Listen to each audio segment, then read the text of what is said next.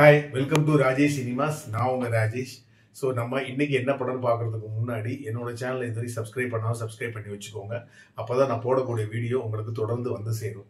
So இன்னைக்கு நம்ம வந்து பார்த்தீங்க அப்படின்னா, அதாவது நம்ம வந்து ஏற்கனவே உங்களுக்கு தெரியும், சவுத் கொரியன் படம் எல்லாமே வந்து என்னன்னா தாறுமாறா இருக்கும் அப்படின்னு சொல்லி நீங்க கேள்விப்பட்டிருப்பீங்க.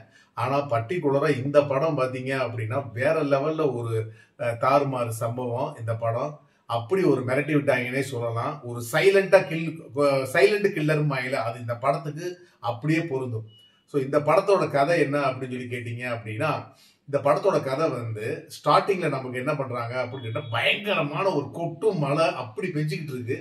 அப்ப நம்ம வந்து என்ன பண்றாங்க அப்படின்னு கேட்டா, ஒரு ஒரு 10 வயசு பொண்ணு அது என்ன பண்ணுது அப்படின்னு கேட்டீங்க அப்படின்னா, யாரோ ஒருத்தவங்க தன்னை பின்னாடி ஃபாலோ பண்றாங்க அப்படிங்கிற மாதிரி ஒண்ணு வந்து கொஞ்சம் வேகமாவே நடக்குது.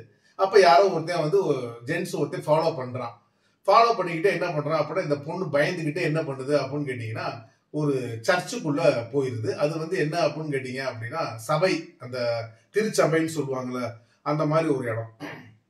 அங்க போயிருது.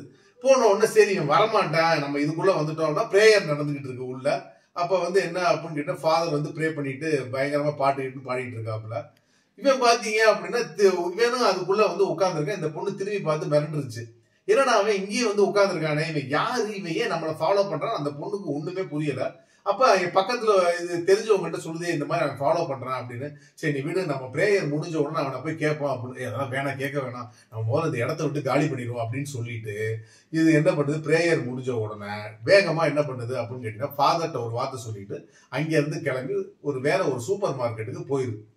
சரி இப்படின்னு சொல்லி இந்த மாதிரி சம்பவம் இருக்கிறப்ப எல்லாரும் போனதுக்கு அப்புறம் இவன் உட்காந்துருக்கேன். ஃபாதர் என்ன பண்ற, நீங்க வாப்பா, நீ யாரு, என்ன, நீ ஏன் அந்த பிள்ளைய ஃபாலோ பண்றேன்னு சொன்னோன்னே, இல்ல நான் சும்மா தான் ஃபாலோ பண்ணேன், தெரிஞ்ச பொண்ணு அப்படின்னு சொல்லி.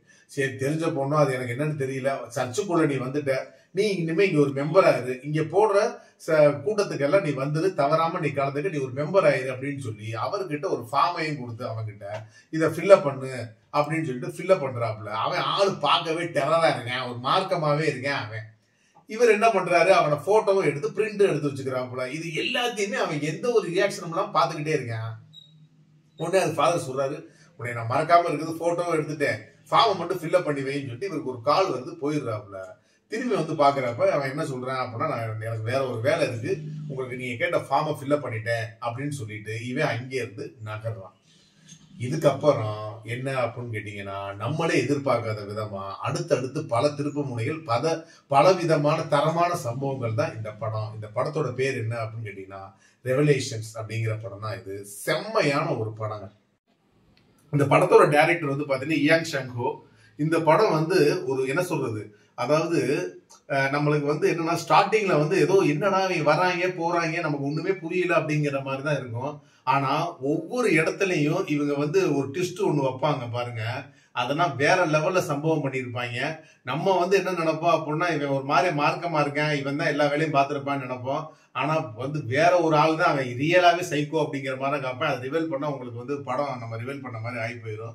அந்த மாதிரி ஒரு சம்பவத்தை இந்த படத்துல வந்து பண்ணி வச்சிருப்பாங்க அப்படின்னு சொல்லலாம். அதாவது என்ன அப்படின்னு கேட்டீங்க அப்படின்னா, நம்ம கெஸ் பண்ற ஒரு ஆளு, ஆனா அது வேற ஒரு ஆளு அப்படிங்கறத கடைசி வரைக்கும் நம்ம சீட் எட்ஜில் உட்கார வச்சிருப்பாப்புல டைரக்டர். அது படத்துக்கு ஒரு மிகப்பெரிய பலம் அப்படின்னு சொல்லுவேன். அதே மாதிரி போட்டோகிராஃபினா தாறுமாறு சம்பவம். ஃபர்ஸ்ட் ஒரு 10 மினிட்ஸ் டு 15 மினிட்ஸ் ஃபுல்லாவே மழையில தாங்க எடுத்திருப்பாங்க. அது ரியலாவே வந்து மழை பெஞ்சிருக்குன்னு நினைக்கிறேன். அப்படி ஒரு ஷாட் பிரமாதமா இருக்கும் அந்த ஷாட் எல்லாமே. அதே மாதிரி இந்த படத்துல கேரக்டர்ஸ் எல்லாமே வந்து பாத்தீங்க அப்படின்னா சாந்தமாவே காமிப்பாங்க ஒவ்வொரு கேரக்டரையும். அதே மாதிரி அவங்களுக்கு கொடுத்த அந்த கேரக்டரை நம்ம வந்து கொஞ்சமும் கணிக்க முடியாத லெவலுக்கு அவங்களோட பெர்ஃபார்மன்ஸ் இருக்கும். அது வந்து படத்துக்கு ஒரு மிகப்பெரிய சப்போர்ட்னே நான் சொல்லுவேன். ஸோ மொத்தத்துல இந்த படம் எப்படி இருக்கு அப்படின்னு சொல்லி கேட்டீங்க அப்படின்னா, இந்த படம் நீங்க வந்து என்ன அனைத்து தரப்பு ஆடியன்ஸும் பார்க்கலாம். எதிர்பார்க்காத சம்பவம் பலது இதுல வச்சிருக்காங்க. ஸோ இந்த படத்தை நீங்க மிஸ் பண்ணிடாதீங்க. மீண்டும் அடுத்த மூவி ரிவ்யூல நான் உங்களை சந்திக்கிறேன். என்னோட சேனலை இதுவரை சப்ஸ்கிரைப் பண்ணாலும் சப்ஸ்கிரைப் பண்ணி வச்சுக்கோங்க. இந்த வீடியோ பிடிச்சிருந்துச்சு அப்படின்னா எல்லாத்துக்கும் ஷேர் பண்ணுங்க.